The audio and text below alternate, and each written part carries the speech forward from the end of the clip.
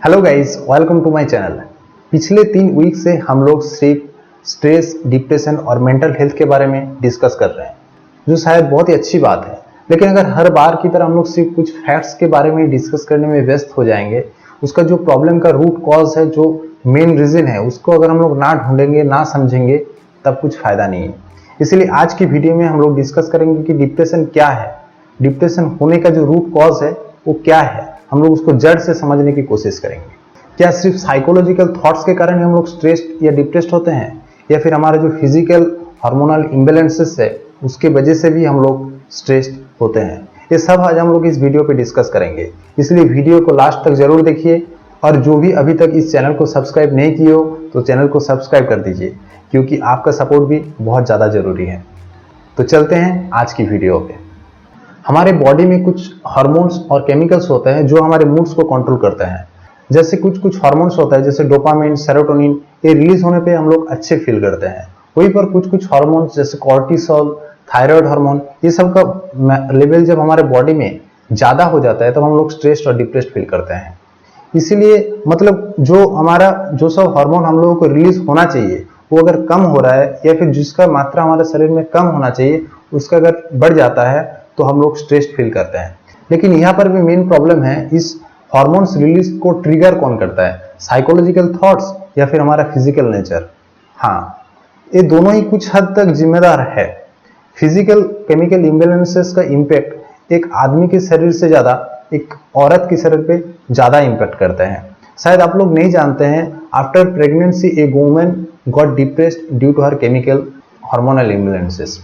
इसीलिए हमारी जो संस्कृति है उसको एक क्लोज इन्वायरमेंट दिया जाता है उस टाइम से उसको उभरने के लिए और इस सिचुएशन से उसको बाहर आने के लिए।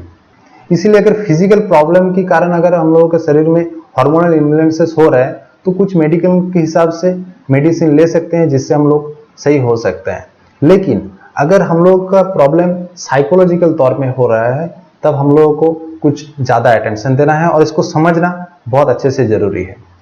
मान लीजिए आज मेरा तबीयत खराब है, इसीलिए मुझे मूड थोड़ा खराब है, लेकिन इस मूड कुछ दिन बाद सही हो जाएंगे। लेकिन अगर कुछ कारण से आज हम स्ट्रेस्ड है और उस कारण से हम लोग उभर नहीं पा रहे, उस स्ट्रेस के कारण दिन दिन मेरे साथ रह जा रहा है, तो हम लोग डिप्रेस्ड हो जाते हैं। कुछ कारण से भी डिप्रेशन हो सकते हैं, और अगर इस डिप्रेशन से हम लोग बाहर नहीं आ पाए तो हम लोग सुसाइड को इसका परमानेंट सॉल्यूशन हिसाब से चुनते हैं। ये मैं नहीं कह रहा हूँ, डाटा कह रहे हैं। अकॉर्डिंग टू हु, हर साल पूरे वर्ल्ड से 800,000 पीपल कमिटेड सुसाइड। यानी इसका मतलब हर 40 सेकंड के अंदर एक आदमी सुसाइड कर रहा है। कहा जाता है कि 15 ईयर्स से 29 ईयर्स के बीच में डेथ का जो सेकंड लार्जेस्ट रीजन मोस्ट माना गया वो है सुसाइड। ये नंबर बहुत ही बड़ा है और इसे हमें कॉम्पेशन के साथ ट्रीट करना चाहिए। जो अपने आप में अपना लाइफ ले रहा है, हमें ये समझने की ज़रूरत है कि उसका जो एक्सपीरियंस ऑफ लाइफ है दैट इज़ नॉट प्लीजेंट। हम अभी हमारा जो लाइफ है इसको डिसमेंटल करके बहुत छोटा छोटा पार्ट में डिवाइड कर दिए हैं। जैसे मान लीजिए हम लोगों को सक्सेस मिलना है, या फिर हम लोगों को रिलेशनशिप में सक्सेस होना है, या फिर हम लोगों को गेट मनी और पैसा इतना चाहिए, और इस सब को जोड़ के हम लोग लाइफ को बनाते हैं। It's like an collage. जब इसमें किसी भी जगह में थोड़ा सा दरार आ जा रहा है, थोड़ा सा भी प्रॉब्लम हो रहा है, तो हम लोग स्ट्रेस्ड और डिप्रेस्ड फील कर रहे हैं। जैसे हम लोग एग्जाम्पल के तौर पे बोल सकते हैं, कोई स्टूडेंट एग्जाम पे फेल हो जाता है, या फिर एक मार्केट में लॉस हो जा रहा है, या फिर आपका ब्रेकअप हो जा रहा है, या फिर रिलेशनशिप आपका काम नहीं कर रहा है, तो आप स्ट्रेस्ड और डिप्रेस्ड फील करते हो। मतलब हम लोग को लाइफ को जैसे सीधा देखना चाहिए, वो लाइफ को हम लोग को सीधा नहीं देख पा रहे हैं। मोस्ट ऑफ द पीपल के साथ यही हो पा रहा है कि हम लोग लाइफ को जैसे सीधा होना चाहिए ऐसे हम नहीं देख रहे हैं। लाइफ के अराउंड इट जितना प्रॉब्लम्स है उसको हम लोग ज्यादा फोकस कर रहे हैं।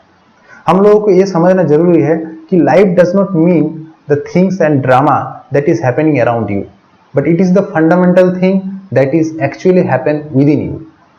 एक एग्जाम्पल देंगे तो ज्यादा अच्छे से समझ पाएंगे। एक लड़की मार्केट जाता है और वहां पे सबसे अच्छा जो ड्रेस होता है वो अपने आप के लिए खरीद के घर ले आता है, क्योंकि उसका घर में एक ओकेशन होता है। उस ओकेशन के दिन रात में उस ड्रेस को वो पहनता है और बहुत अच्छे से तैयार होता है। जब अपने आप को शीशा में देखता है तो एकदम खुद एमेज हो जाता है कि इतना खूबसूरत मैं कैसे लग सकती हूँ। तो ऐसे ही वो नीचे जाता है, बहुत कोई उसे बोलता है कि अरे बहुत अच्छे लग रहे हो, बहुत अच्छे लग रहे हो, बहुत अच्छा ड्रेस को फिट किया है। लेकिन वहीं पर कुछ लोग होते हैं जब उसको जांच करके बोलते हैं कि उसका ड्रेस में अरे इस ड्रेस को यहाँ से ऐसा नहीं होना चाहिए था, इस ड्रेस को इस बाल के डिजाइन के साथ नहीं मैच कर रहे हैं, या फिर इस ड्रेस को तुम्हारे शरीर के साथ नहीं फिट कर रहे, इसको शायद ऐसा नहीं होना चाहिए। ये सब सुन के उस लड़की को अपने जो ड्रेस उतना अच्छे से, उतना जो प्यारा ड्रेस था उसके सामने, तब उसे खराब लगने लगता है। प्रॉब्लम उस ड्रेस पे नहीं है, प्रॉब्लम है उस ड्रेस को पहनने के बाद अपने आप में तो खुश हो गया, लेकिन वही एक्सपेक्टेशन वो दूसरों से करने लगा। मतलब हम लोग जो चीज के लिए, कुछ भी चीज के लिए एक्सपेक्टेशन अगर बाहर की किसी से कर रहे हैं, या फिर बाहर का वाला जो एक्सपेक्टेशन हमसे होता है वो अगर हम लोग फुलफिल नहीं कर पाते हैं, तब हम लोग स्ट्रेस्ड और डिप्रेस्ड हो जाता है। एक स्टूडेंट और एक एस्पायरेंट एक एग्जाम में फेल या फिर कुछ एंट्रेंस एग्जाम को क्रैक ना करने की वजह से सुसाइड नहीं करता है। उस एग्जाम में फेल होने के बाद वो सोसाइटी को कैसे फेस करेगा, वो जो एक्सपेक्टेशन फुलफिल होने का, जो ना होने का जो डर होता है, उसकी वजह से सुसाइड करता है। एक्चुअली हम लोगों को देखा जाए तो हम लोग अपने लाइफ में कुछ प्रिंसिपल्स और रूल्स अपने आप में सेट कर लेते हैं, जो हमारे अपने आप सोच बनाते हैं। उसी तरह हमारे अराउंड में जो सोसाइटी है, जो वर्ल्ड है, उसका भी कुछ क्रेजी प्रिंसिपल्स और रूल्स है। ये शायद हर एक ट्रूथ है कि हम लोग इस सोसाइटी के बिना नहीं जी सकते हैं। ये सच बात भी है, लेकिन एक बात भी सच है कि हम लोग जब छोटे से बड़ा होते हैं तब हम लोगों को सिखाया जाता है कि सोसाइटी के सामने कैसे बात करना चाहिए, कैसे ट्रीट करना चाहिए सोसाइटी को, लेकिन हमें ये नहीं सिखाया जाता है कि सोसाइटी को जो जजमेंट होता है उसके साथ कैसे डील किया जा सकता है। जब सोसाइटी का प्रिंसिपल हमारे साथ मैच कर जाता है तब तो हम लोग बहुत एक्साइटेड हो जाते हैं, बहुत खुश हो जाते हैं। लेकिन वही सोसाइटी के प्रिंसिपल जब हमारे खिलाफ चले जाते हैं तब हम लोग डिमोटिवेटेड फील करते हैं और डिप्रेस्ड फील करते हैं। एक एग्जाम्पल के तौर पे हम बोल सकते हैं, मान लीजिए आज आप कुछ ऐसा काम किए जिसके कारण आज आप बहुत ज्यादा खुश हो गए, क्योंकि आपके चार पास में जो लोग हैं आज आप लोगों को वो जो बहुत ज्यादा प्रेज कर रहे हैं।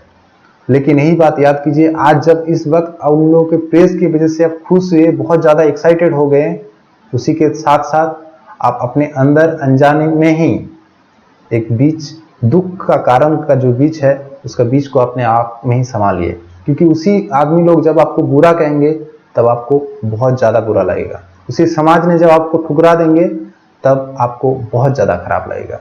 इसीलिए जो एक्सपेक्टेशन है वो अपने आप के अंदर ही रखना बहुत ज्यादा जरूरी है।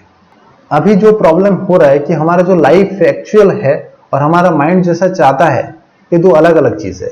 ये दोनों की चीज बीच में बैलेंसेस होना बहुत ज्यादा जरूरी है, और जब ये दोनों के बीच में बैलेंसेस नहीं हो पाता है तभी प्रॉब्लम होता है। बहुत अच्छा एक एग्जाम्पल होता है, आप लोग अगर गांव में देखा होगा, गांव में जो रहता है तब तो देखा ही होगा, शायद बुलक कार्ट एक बहुत अच्छा एग्जाम्पल। जो बुलक कार्ट में एक बुलक में दो बुल उसके साथ टाई किया रहता है, उसके साथ जो ड्राइवर होता है उस ड्राइवर को बहुत ज्यादा स्किलफुल होना चाहिए क्योंकि दोनों के बीच में बैलेंसेस बनाने के लिए।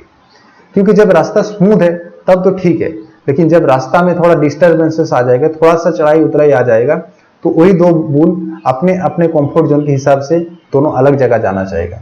उसी वक्त को हैंडल करने के लिए आपको इस दोनों के बीच में बैलेंसेस बनाना बहुत ज्यादा जरूरी है। नहीं तो उस स्ट्रिंग का मैक्सिमम कैपेसिटी टेंशन जितना सहन कर सकता है तब तक तो ठीक है, लेकिन जब उसका टेंशन उससे बाहर हो जाएगा तब यू आर क्रैश्ड। यही हमारे साथ भी होता है। हमारे लाइफ में हम लोग जैसा चाह रहे हैं और जैसा हो रहा है, ये दोनों के बीच में बैलेंसेस बना रहना बहुत ज्यादा जरूरी है। एक्चुअल में हम दोनों इस दोनों को एक साथ चलना चाहिए, तब लाइफ बहुत ज्यादा प्लेजेंट चलेगा। लेकिन इस दोनों के बीच में जब थोड़ा सा भी प्रॉब्लम आ जा रहा है तो हम लोग इसमें बहुत ज्यादा डिस्टर्ब हो जा रहा है, और इसी डिस्टर्बेंस की वजह से हम लोग धीरे धीरे डिप्रेस्ड होते जा रहे हैं। हम लोगों को जैसा चाहिए होता है वैसा हम लोगों को नहीं मिल रहा है, यही प्रॉब्लम हो रहा है। इसलिए कोशिश कीजिए कि आप लोग का जो लाइफ है और जो आप लोगों का जो माइंड है, इस दोनों के बीच में एक सिंक्रोनाइज करने के लिए, इस दोनों के बीच में एक बैलेंसिंग बनाने के लिए, इसके लिए आप लोगों को ज्यादा प्रैक्टिस करना चाहिए। शायद तभी आप लाइफ को अच्छे से लीड कर सकते हैं और डिप्रेस्ड नाम का वर्ड आपके जीवन में भी कभी नहीं आएगा। तो आज के लिए वीडियो बस इतना ही। अगर आप लोग चाहते हैं कि नेक्स्ट वीडियो में हम लोग ये डिस्कस करें कि कैसा करने से हम लोग डिप्रेशन को ओवरकम कर सकते हैं, या फिर कुछ एक्सरसाइजेस या कुछ इफेक्टिव वे जिससे हम लोग डिप्रेशन या हम लोग जो स्ट्रेस से हम लोग उभर के आ पाए। तो आप लोग इसके लिए कमेंट सेक्शन में जरूर बताइए और नेक्स्ट वीडियो बहुत जल्दी आ रहा है। आज के लिए बस इतना ही, मिलते हैं नेक्स्ट वीडियो में। थैंक यू, धन्यवाद।